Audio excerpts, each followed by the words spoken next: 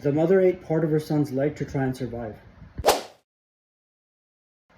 The Irish potato famine from 1845 to 1852 is a real-life example of an SHTF scenario.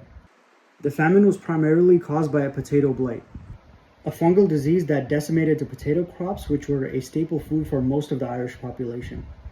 The effects of starvation were visible everywhere. People's bodies wasted away. Emaciated figures with swollen abdomens became a common sight.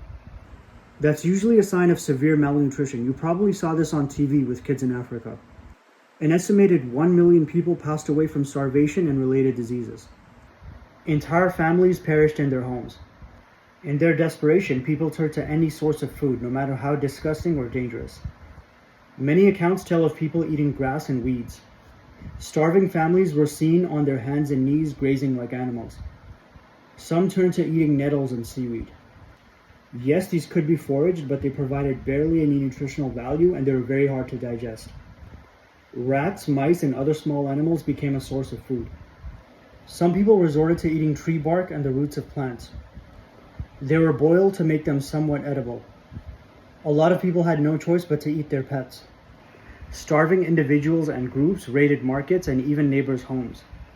While authorities tried to heavily cover this up and no one really discusses it, but there were cases of cannibalism. So in their final attempts to survive, people started eating bodies that were left outside. There's a case of a husband and wife who had 4 children pass away in their home due to starvation. The mother actually ate a part of her son's leg to try and survive.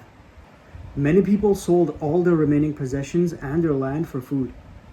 Over 1 million Irish emigrated to America, Canada, and Australia. They were called coffin ships because people usually passed away from starvation and unsanitary conditions. This situation really shows us that we need to be as prepared as possible and stock up on as much food as we can. When you're hungry, you're really desperate and you'll basically do anything to survive.